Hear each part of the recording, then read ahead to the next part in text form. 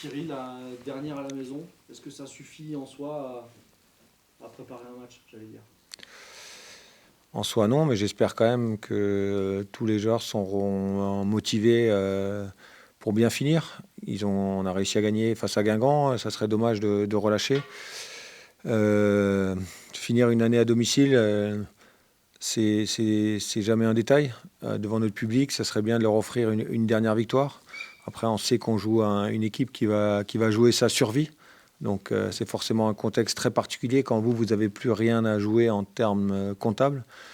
Même s'il y a toujours à terminer dans cette première moitié de tableau, être dans les 10 premiers, pour moi, c'est important. Mais après, est-ce que pour les joueurs, ça les touche vraiment? Je suis pas convaincu. Donc, on va tout faire pour déjà montrer une belle image au public et essayer d'arracher cette victoire.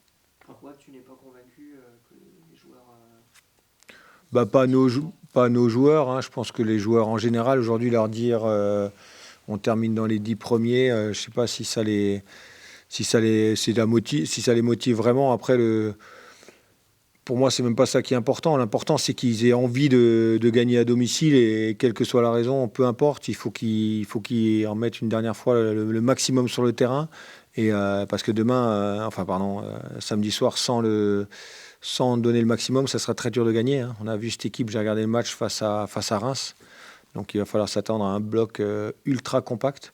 Et contre Reims, ils ont été comme ça. Et ils se sont créés beaucoup de situations en transition. Et ils ont réussi à faire un partout à Reims qui jouait quasiment peut-être la montée directe sur ce match-là. Est-ce que la semaine dernière a laissé des traces? Comment vous avez essayé d'évacuer ça ou finalement, vu le contexte, on tourne vite la page, quoi? Non, non, alors moi je ne tourne pas vite la page. Alors les joueurs, je ne sais pas. Je pense qu'on était déçus. Déçus parce qu'on était sur une bonne dynamique et plus que la défaite, c'est l'ampleur du score. Et on a bien démarré. Après, les buts qu'on encaisse aussi nous font très très mal. Je pense que ces buts-là qui sont issus d'erreurs individuelles, je pense qu'après ça nous a plombé tout le reste de la rencontre. Et après c'est dur quand on prend des buts comme ça de s'en remettre, c'est compliqué. Alors on va pas accuser du tout ça arrive à tout le monde de faire des erreurs, mais quand on en fait sur les 3 premiers buts, 3 grosses erreurs individuelles, je pense que ça fait mal aux têtes. Et après revenir en deuxième mi-temps, ça a été dur. Donc voilà, et puis il ne faut pas se mentir, on a ces derniers temps malheureusement beaucoup d'absents sur le terrain.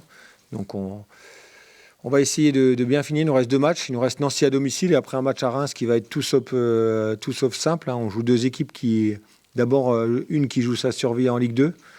J'ai joué souvent et je sais à quel point c'est compliqué. Et aussi on a un maximum d'application quand on est dans cette phase-là. Et après un match contre une équipe qui va jouer la montée sûrement sur le dernier match. Ce 5-1, est-ce qu'il peut s'expliquer par le contexte de ce match, ce déplacement en bus? On sait que les joueurs aiment être dans le confort maintenant. Est-ce que ça a pu jouer, tu penses, dans les têtes, dans les pieds aussi? Je sais pas, les joueurs en parlent beaucoup.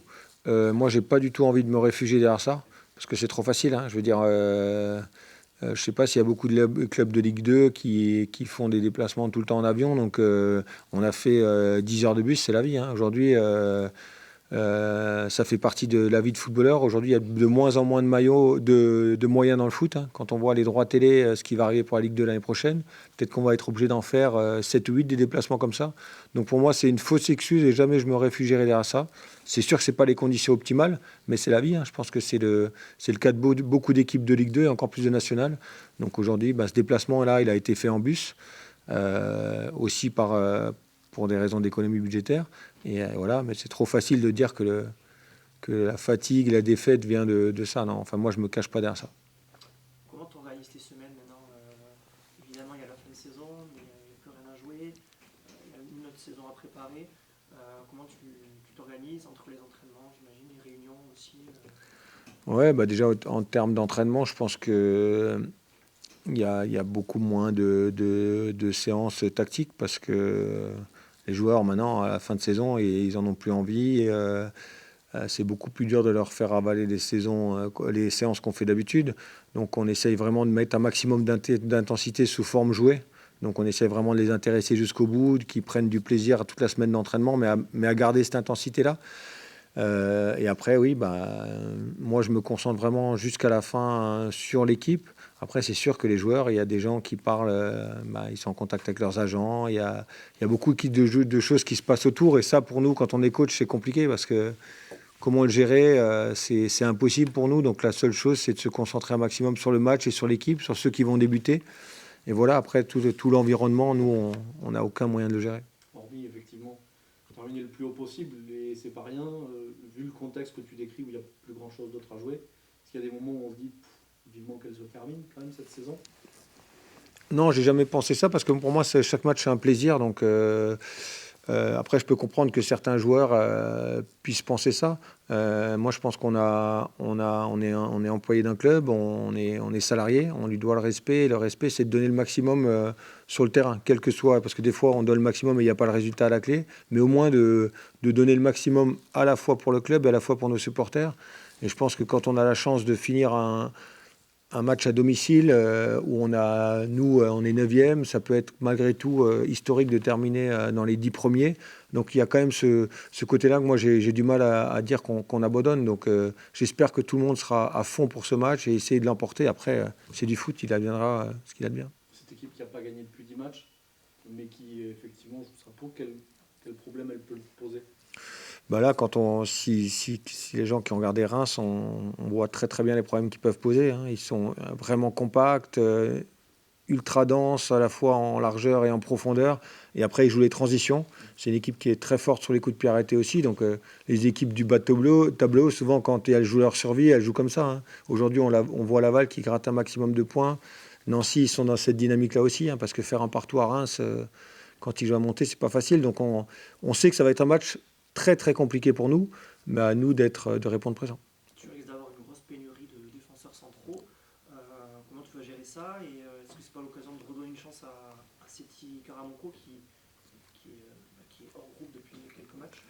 Ouais, on verra. Pour l'instant, j'ai pas pris la décision sur qui allait jouer. Après, ce qui est sûr, c'est qu'il va y avoir des aménagements dans le secteur axial. Hein. Donc avec tous les absents qu'on a, on verra comment on va se mettre en place. J'ai une idée quand même précise sur ce qu'on va faire. Donc ça va être dans l'animation différent de ce qu'on peut faire avec certains profils de joueurs. Donc ouais, on verra.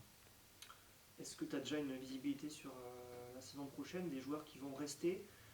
On sait que dernier match à domicile au Mostocam, la tradition veut qu'on salue un peu les partants. Est-ce que tu sais déjà quels sont les joueurs qui seront plus là au Pôle FC? Aucun. Honnêtement, aujourd'hui, j'en ai pas d'idée, puisqu'on a vu même des joueurs qui disaient dans la presse qu'ils ne savaient pas s'ils allaient rester ou partir, donc même des cadres. Aujourd'hui, à part les joueurs prêtés, où on sait que théoriquement, au départ, ils ne seront pas là, les autres, il y a énormément de joueurs qui sont sous contrat. Hein. Donc, pour l'instant, la décision n'a pas été prise. Et là, il n'y aura pas d'hommage particulier. Tout le monde jouera parce qu'il l'a mérité dans la semaine. Non, en tout cas, il n'y a rien qui est prévu de ce côté-là. Et toi?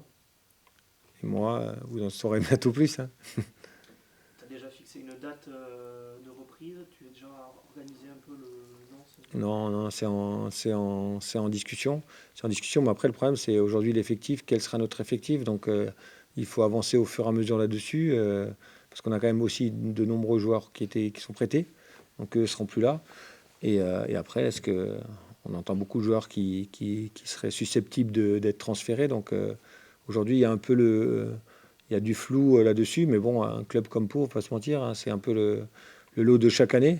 Donc à nous de bien terminer déjà pour bien préparer la saison d'après. Bien terminé, ça veut dire quoi? C'est du contenu, des attitudes surtout que tu recherches? Oui, ouais, honnêtement, oui. Alors, à part Annecy, encore, je trouve qu'on a été plombé par nos buts encaissés. Sur les derniers matchs, j'ai rien à leur reprocher parce qu'on va gagner à Amiens, c'était dur. On a fait un très bon match contre Guingamp ici. Donc, dans les attitudes, ils y ont été. J'espère que pour eux aussi, pour leur propre fierté, que tout le monde donne le maximum pour bien finir. Et parce que ce match-là, il va falloir l'emballer. Hein. Si on joue contre Nancy, on n'arrive pas à avoir un peu cet excès de motivation, ça va être dur de le gagner. Donc, j'espère que tout le monde sera concerné et concentré pour ce match. Bon, cher, dans une fin de saison où au classement il n'y a plus beaucoup d'enjeux, où est-ce qu'on va trouver la motivation aujourd'hui quand on est joueur du Pau FC? Oui, je dirais l'objectif du club, c'était le maintien.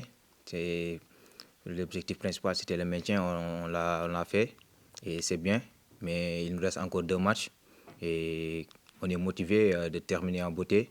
Donc, sur les 2 matchs, on va continuer de donner tout nos possibles pour gratter des points et terminer plus haut dans le classement. C'est facile de continuer à se faire mal quand finalement il n'y a plus la carotte au bout. Bon, nous, on est des compétiteurs. Tous les matchs, on veut les gagner. Donc, s'il y a des points à gratter, on va aller pour gagner. Et surtout à domicile, si notre dernier match à domicile, il faut qu'on gagne ce match pour nos supporters et leur faire du cadeau. Oui. Comment vous avez digéré cette défaite à Annecy cette semaine? Oui, c'était dur à digérer, vraiment pour tout le monde. Mais on est des compétiteurs. On est prêt à tous les matchs. Donc, on s'est préparé cette semaine pour se rattraper ici à domicile, dernier match. Et voilà, on est prêt pour gagner ce match et de se rattraper. Le fait d'avoir regagné à domicile la dernière fois, est-ce que pour le dernier match, ça vous enlève finalement une certaine forme de pression pour ce dernier rendez-vous ici face à votre public? Non, je ne dirais pas enlever certaines pressions, mais je dirais que ça va nous motiver encore parce on vient de gagner un match à domicile. Ça faisait longtemps et on l'a fait. Donc, on va continuer sur cette lancée pour enchaîner la victoire ici à domicile.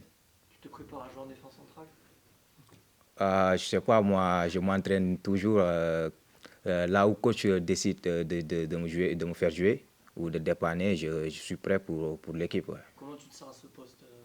Tu apprécies jouer à ce poste? Oui, défenseur central axial ou défenseur axial, c'est pas une chose que je connais déjà. J'ai déjà joué à Saint-Étienne. J'ai déjà joué à Saint-Étienne avec la réserve. J'ai déjà joué là-bas axe central. Donc, je connais un peu. Et si le coach décide de dépanner quel poste je peux le jouer pour l'équipe. Heureusement, tu as été aidé par des défenseurs expérimentés qui peuvent te donner des conseils. Ça Oui. te permet de progresser à ce moment. Oui, juste ça aussi, ouais, il y a des défenseurs expérimentés comme Oussou ou Giano. Il y a Briançon aussi que j'ai côtoyé là-bas à Saint-Étienne. Chaque jour, il nous donne des conseils pour s'améliorer. Oui. La polyvalence, comme ça, pouvoir jouer à plusieurs postes quand on est un jeune joueur qu'on a fin de temps de jeu, j'imagine que c'est quelque chose que tu vois comme une possibilité effectivement de gratter des feuilles de match, que ce soit au milieu, en défense. Oui, oui, je dirais ça aussi. Ouais. C'est une plus de pouvoir jouer d'autres postes. Ouais, ça aide l'équipe aussi parce que parfois il y a des joueurs absents et il faut que tu dépannes ce poste. Et si tu sais jouer à n'importe quel poste, tu peux dépanner le poste. Comment tu juges ta première saison professionnelle? Au final, tu avais connu beaucoup la réserve à Saint-Étienne. Comment tu juges cette première en Ligue 2? Ouais, cette première saison, ouais, je dirais c'est une saison d'apprentissage. J'ai beaucoup appris cette saison. C'est une saison, c'est mon première saison complète en pro. Donc, c'est un apprentissage. J'ai beaucoup appris sur l'intensité du haut niveau. J'ai appris aussi sur l'exigence du haut niveau et aussi sur mes coéquipiers, le groupe et les cadres aussi, surtout les joueurs expérimentés. J'ai beaucoup appris vraiment sur la saison. Pardon, excuse-moi. Est-ce que c'est dur de garder la confiance parfois? Parce qu'effectivement, il y a des fois où ça se passe bien, d'autres moins bien. D'un coup, tu joues plus, puis tu reviens, tu sais que tu as un match à la rigueur pour montrer. La phase de confiance et la phase psychologique de ce niveau-là était importante aussi cette saison? Oui, il est important. Parce qu'un joueur, la première chose, c'est qu'il faut que tu sois prêt mentalement. Parce que le foot, c'est pas facile. Il faut être toujours prêt. Il y a des choses que tu dois accepter. C'est le travail. Si tu ne joues pas, c'est que tu dois améliorer, tu dois te donner au fond à l'entraînement pour convaincre le coach pour qu'il te mette. Voilà, moi, si je ne joue pas, je connais à travailler et le jour où le coach a besoin de moi, je joue pour l'équipe. C'est quoi la différence qui t'a marqué entre la réserve et la Ligue 2? Ouais, la différence, ouais, le niveau, c'est ce que je viens de dire tout à l'heure, c'est l'exigence. L'exigence, le haut niveau. J'ai appris l'exigence, l'intensité du jeu et de jouer simple aussi sur le terrain. J'ai appris beaucoup ça, ouais, sur la Comment Ligue tu 2. vas te préparer pour la saison prochaine? Je pense que tu es un des seuls joueurs dont on est sûr, je pense que tu vas être là la saison prochaine. Thierry compte sur toi aussi. Comment tu vas préparer cette prochaine saison? Oui, oui, on va le préparer parce que j'aime bien pour de vrai. J'aime bien mon arrivée ici, j'aime bien le club. Et j'ai hâte de repartir l'année pro avec l'équipe, de commencer avec un objectif de gratter des points, de convaincre le coach pour être titulaire dans le groupe, oui, de jouer les matchs.